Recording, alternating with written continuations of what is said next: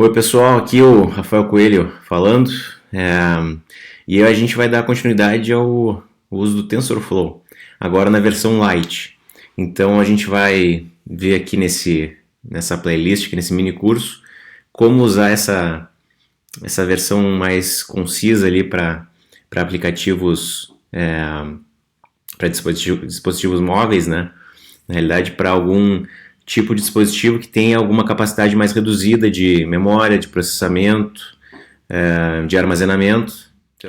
Então a gente vai ver inicialmente uma introdução ao TensorFlow Lite, como usar ele. Na sequência a gente vai ver esses 4 aplicativos, 4 apps. Então, um para comparar, para identificação, se uma imagem é um cachorro ou um gato. Depois para classificação de imagens, para detecção de objetos e para reconhecimento de fala. Então o primeiro passo que a gente tem para poder usar e fazer um deploy de um aplicativo que a gente vai implementar usando o TensorFlow Lite, ele tem que seguir esses passos que estão ali no diagrama. Então são os 4 passos iniciais. Então o primeiro passo é fazer o treinamento da rede ali, usando uma das apps do TensorFlow, que vai ser uma, por exemplo, como Keras, que pode ser usado. O segundo passo, passo número 2, é salvar esse modelo gerado a partir do treinamento, e aí o formato vai depender da app que vocês usarem.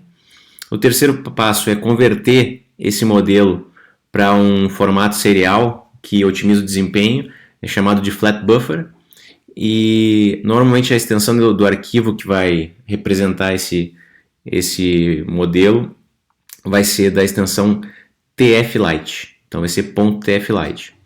O quarto passo é fazer efetivamente o deploy em algum dispositivo cliente, então pode ser um Android, pode ser um iOS, depende do que vocês querem. O primeiro passo aqui é importar a biblioteca, que eu dei um apelido aqui com a palavra reservada ES, chamei o TensorFlow de TF, para não ter que escrever muito na hora de usar a biblioteca. Também importei pathlib, que é um outro módulo que a gente vai usar aqui. Então aqui a gente está carregando esse modelo, indicando aqui os pesos e o formato de entrada dos dados, e está usando essa função aqui MobileNet versão 2. Então aqui a gente já está carregando esse modelo que está pré-treinado, está convertendo o modelo de Keras para esse formato TF-Lite, e que vai ficar armazenado nessa variável aqui, e depois, usando pathlib, a gente está usando uma função aqui para definir onde é que vão ser salvos onde é que vai ser salvo esse arquivo. Então aqui essa é a extensão do arquivo que se chama full, então é full.tflite, estou salvando na pasta, no diretório temp, de arquivos temporários, e estou chamando a função writeBytes para efetivamente pegar esse arquivo e salvar ele em disco. A gente pode fazer essa conversão também via terminal, é possível, então basta a gente usar esse comando aqui, tflite convert, e especificar a extensão, o formato do arquivo de saída e o diretório de onde ele vai ser salvo. Então aqui a gente está usando um modelo já salvo, a partir de um modelo salvo, e no de baixo a gente está usando um modelo Keras, que é a extensão, a partir do modelo Keras, que tem a extensão .h5.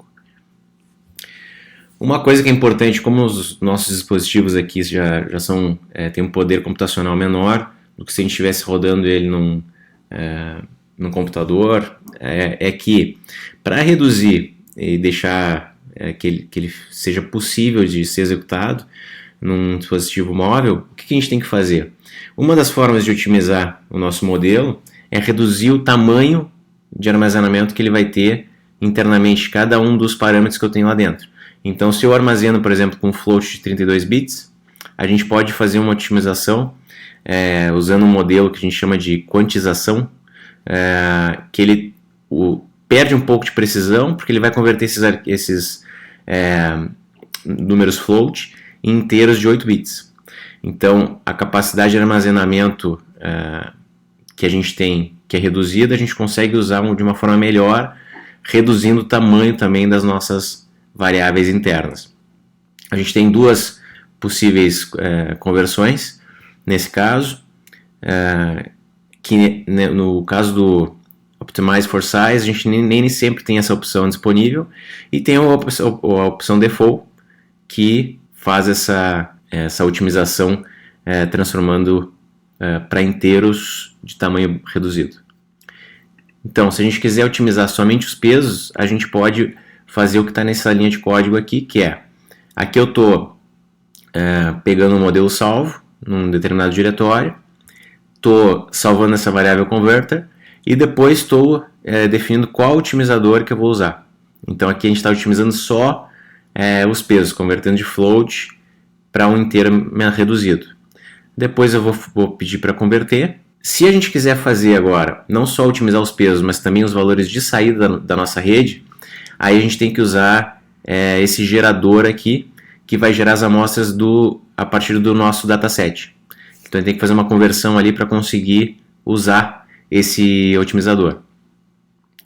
Aqui tem um link desse modelo, de como é que funciona, né, esse tipo de otimização para quem quiser mais informações. Vou colocar aqui na descrição do vídeo também, esse link. Aqui eu estou configurando para otimização padrão. Aqui na tabelinha que eu mostrei antes era a segunda opção ali, que é a Default.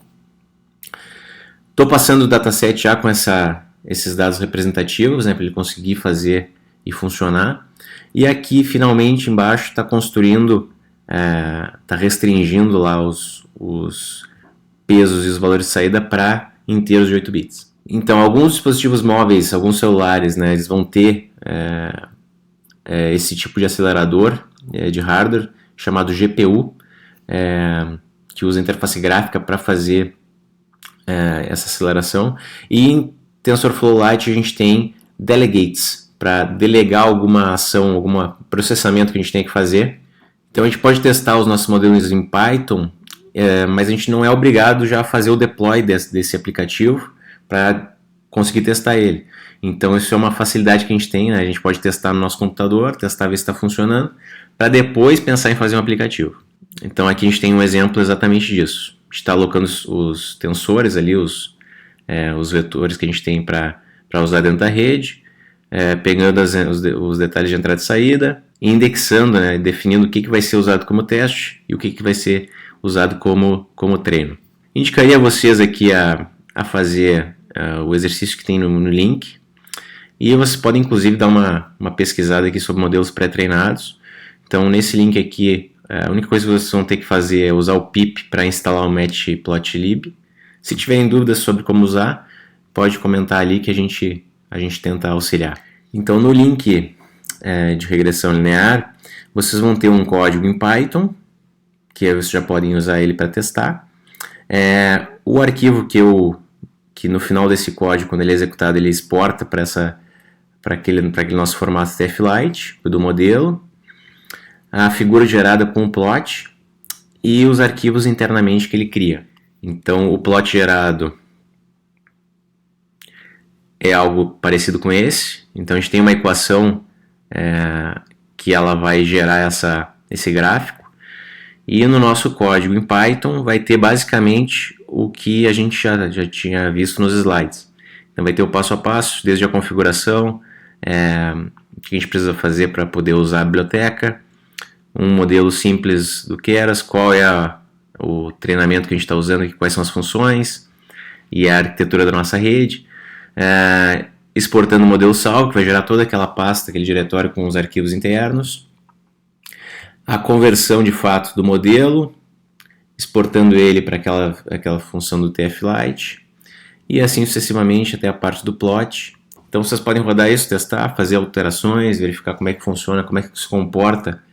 E, que nem eu falei antes, vocês podem acessar aquele link de outros modelos para tentar brincar um pouco com essa biblioteca. Além disso, eu coloquei lá naquele mesmo link do GitHub um aplicativo Android. Então, como fica meio pesado para eu colocar o projeto inteiro lá no GitHub, eu coloquei só a pasta com os códigos fonte. Então aqui a gente tem, eu estou criando um aplicativo, deixa eu rodar ele para vocês verem, que vai basicamente fazer o que a gente já tinha ali no código em Python, mais uma versão para Android para a gente conseguir mexer nele. Você não precisa se preocupar agora com isso, porque a gente nas próximas videoaulas aqui a gente vai ver cada um dos exemplos de aplicativo, vai entrar um pouco mais a fundo nessa parte do Android ali, do TensorFlow Lite. Mas só para vocês terem já um exemplo que quem quiser já testar, já entrar um pouquinho nesse mundo do Android ali, já pode dar uma brincada com isso. Vocês só vão ter que instalar o Android Studio e ter algumas noções básicas de como é que funciona o Android. Eu vou deixar um link aqui da minha playlist sobre Android também, tem algumas aulas iniciais ali, então é interessante para quem nunca teve nenhum contato ter uma ideia inicial. Ele é um pouquinho mais lento, né, o emulador, mas quem quiser pode conectar o próprio celular ali, usar ele como emulador, ele instala o aplicativo no teu celular e tu consegue testar de uma forma mais rápida. Então aqui nesse modelo a gente tem uma equação e a partir do valor que a gente coloca como input aqui no nosso aplicativo, ele faz a predição do resultado. Basicamente no código, o que a gente precisa fazer ali? A gente está carregando o modelo TensorFlow Lite com aquela extensão que a gente tinha e depois usando esse modelo para fazer a predição, para fazer o cálculo aqui, fazer a inferência e mostrando esse resultado embaixo.